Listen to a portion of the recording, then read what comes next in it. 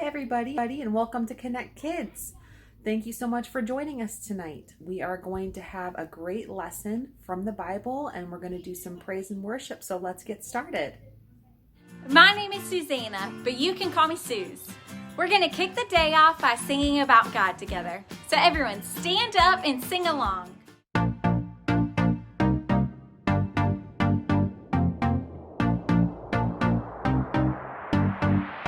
You know when I'm lonely, you know when I'm sad, I know, and then you are with me, yeah, you are with me. You know when I'm worried, you know when I'm mad, I know, and then I can trust you, yeah, I can trust you.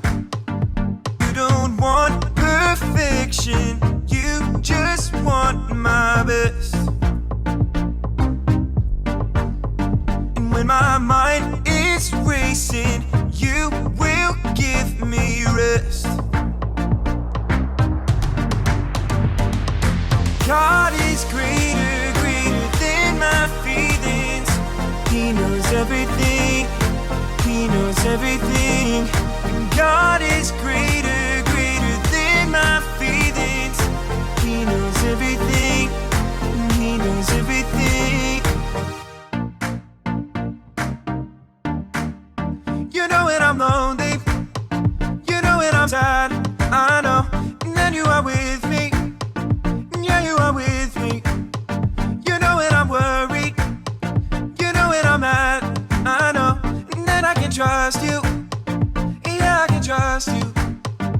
You don't want perfection, you just want my best. And when my mind is racing, you will give me rest.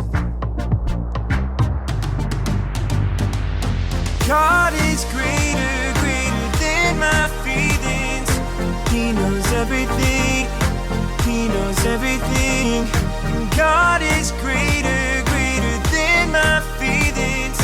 He knows everything, He knows everything. You are greater than all I feel. You know it all and you always will. I trust in you with all that I've got. Doesn't even matter if I feel it or not. You are greater than all I feel. You know it all and you always will. I trust in you with all that I've got. Doesn't even matter if I feel it or not. God is greater, greater than my feelings. He knows everything, He knows everything. God is greater, greater than my feelings. He knows everything, He knows everything. Great singing, everyone. We all have feelings, but no matter what, God is greater than our feelings. And that's what this Blueprint series is all about. Have any of you ever watched a show on TV or a video on YouTube about building or construction? Well, I have the honor of being one of the hosts of the hit construction show Build It with my good pal Skip. Take a look at what happened while we were filming our latest episode.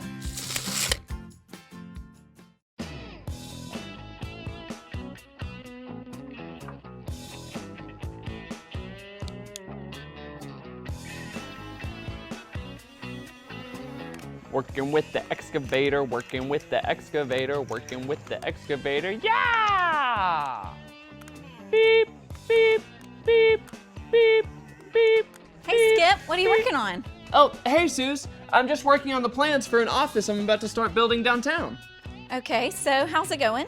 It's going great. Just finishing up the blueprints, like I always do. Oh, really? You always do blueprints like this? Yeah, it's not exactly to scale, seeing as how I'm working with Legos, but it always works out. And what are you doing with that excavator? Oh, I'm getting used to handling big equipment so that I'll be ready to tear down the old mill to prepare the new job site. So you think that by practicing with this toy excavator, you'll be able to operate a real one? Well, why wouldn't I? I thought you would want to help me. Want to give it a try? Skip, you have got to be kidding me. There's no way that you or I can do this big of a job. What are you so worried about? I was asked to do the job and I know what I'm doing. I've got everything under control. See the plans? That's no plan, Skip. That's not an official blueprint. If this is the only plan that you've got, then there's so many terrible things that could happen to you, the builders, or the people that are gonna actually be in this office. Calm down, Susie Q. My blueprint is just a scaled down representation of all the work that has to get done. But you haven't included the important safety measures, like plumbing, underground piping, gas, and power. Skip, there is nothing about this building that will be built to code. It's just fine. We'll be wearing our hard hats like we always do. Does that help you feel any better? Not exactly. What if a big storm comes? With torrential downpour. See? No worries. Still standing. Oh yeah? What if strong winds come? From a huge tornado. See? No worries. Still standing. Well, what about a volcano erupting? And hot lava shooting everywhere. See? No worries. Just a little cleanup, but still standing. As a matter of fact, a barrel of monkeys could attack the building site. And see? No worries. Still standing. Oh man, those are some serious feelings we're dealing with here. I think there's something important we can all learn from that. Whenever we start to feel our emotions building up, we need to deal with how we feel, and here are 3 steps into doing just that. The first step is to stop and figure out how we're really feeling. This can be tough, but it's important because if we're not careful, we can let our emotions get the best of us. If that happens, things can seem worse than they actually are, which can cause us to make decisions that we can't undo.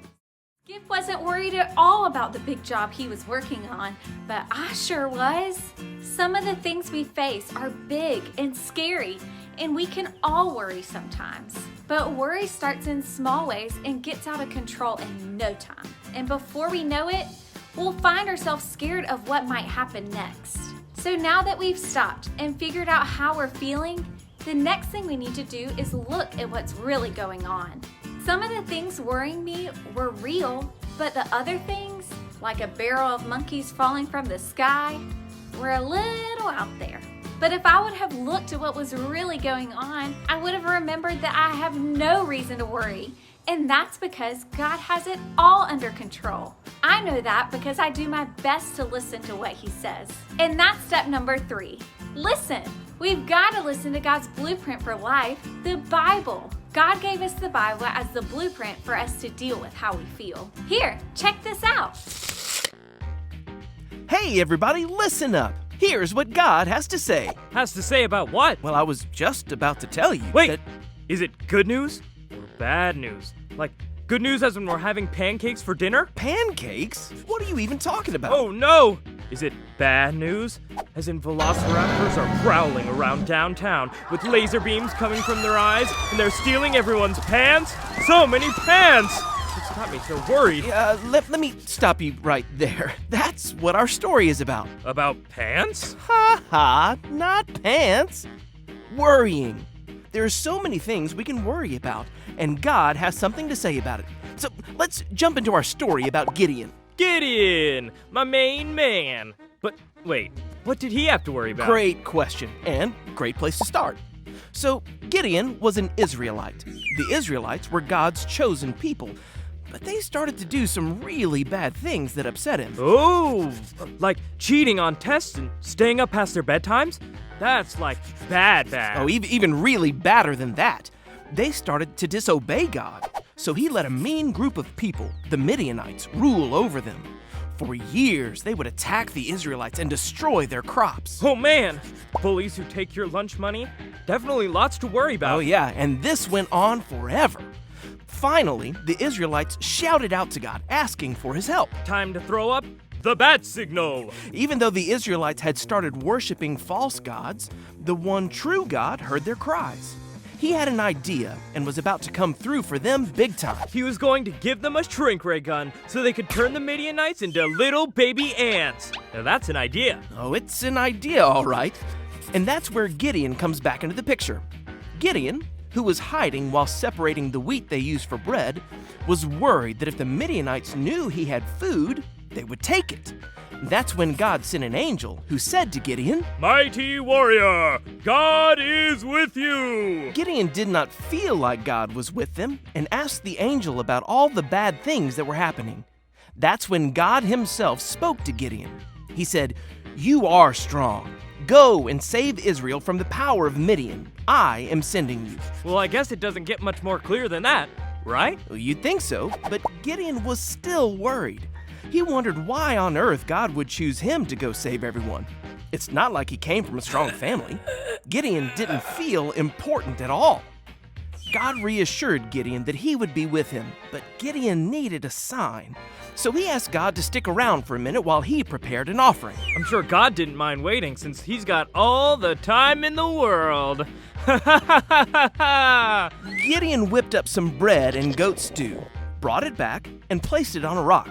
That's when the angel touched it with a stick, and the whole thing went up in flames. Flaming bread, and flaming stew, and flaming rocks. There weren't any flaming rocks, but Gideon did make an altar there for God.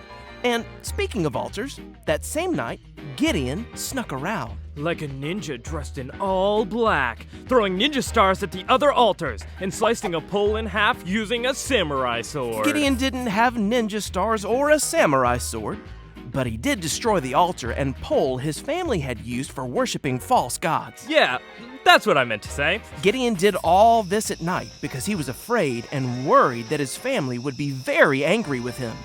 When the townspeople saw what Gideon had done, they wanted him to pay for it. But nothing bad happened to Gideon. Sounds like that was a close call. It sure was. A little while later, the Midianites started moving in for another attack, and it didn't take long for Gideon to start worrying again. He knew God had promised to use him to save Israel and all, but he needed another reminder. What did Gideon have in mind? It's not like God could just shoot him a text. Yeah, no cell phones, but Gideon did have an idea. You see, dew would form overnight and make the ground, as well as everything else around it, wet. So Gideon left a piece of wool on the ground overnight and asked God to make the wool wet from the dew, but leave the ground dry. Wet wool, dry ground, check. Sure enough, God did just that. But Gideon still wasn't sure and asked God if he'd do just the opposite the next night. Okay, so dry wool and wet ground. Got it. When Gideon woke up the next morning, that's exactly what he found. The wool was dry, but the ground around it was covered in dew. Please tell me Gideon trusted God this time. Gideon was now confident that God wanted him to fight the Midianites. He knew that the Lord thought he was good enough to do the job. So Gideon decided to stop worrying, trust God, and do exactly what God wanted him to do. So the next time we find ourselves worrying about anything, we can trust God. Gideon was so worried about how it would all turn out that he forgot God was with him and had a good plan all along. God was patient with Gideon and kept reminding him that he was made with a great purpose. That's when Gideon's worries stopped and his trust in God started. Gideon learned that he can really trust God, and we can too. The next time we find ourselves asking, what if, and worrying, we can stop, look, and listen to the truth of God's word. Doing these things will help us stop the worry and see that God will never leave us. He wants what's best for us, and because of that, we can trust him. That's what we need to know today. Everyone say it with me. When I feel worried, I can trust God. That's it. You can deal with how you feel when you stop, look, and listen. Now we're going to play a game called Spot It. 2 cards will appear on the screen, and your job is to spot the object that is on both of the cards as quickly as possible. You will have 10 seconds before the cards disappear, so try to spot it fast. On your mark, get set, go!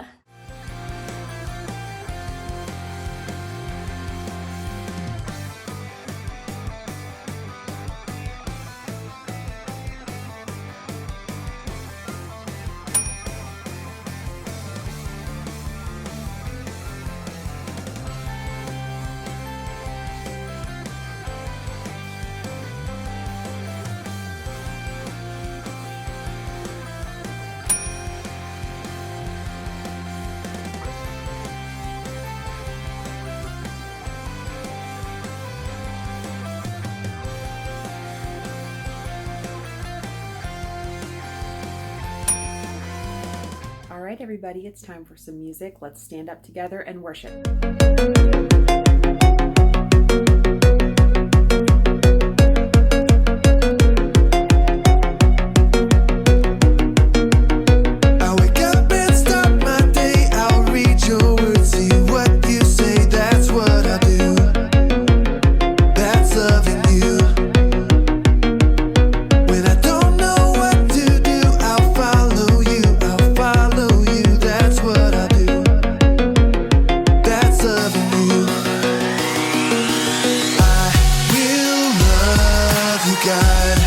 With all my heart and soul, with all my mind and strength, will you show me, God, to love like you love me, so all the world will see. When things don't go my way, I'll talk to you, hear what you say, that's what I do. That's loving you. Trust that you'll turn it around, that's what I do. That's loving you. I will love you, God, with all my heart and soul, with all my mind and strength. Will you show me, God, to love like you love me, so all the world will see. Will love you, God, with all my heart and soul, with all my mind and strength.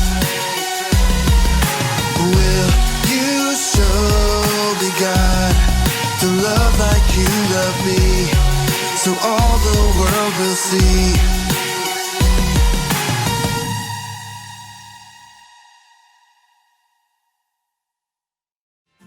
Thanks for hanging out this week. Remember that God gave you all of your feelings, and He's always there to help you deal with them. All right, that's it for tonight, everybody. Thank you so much for joining us. I can't wait to see you all again soon. Have a nice week.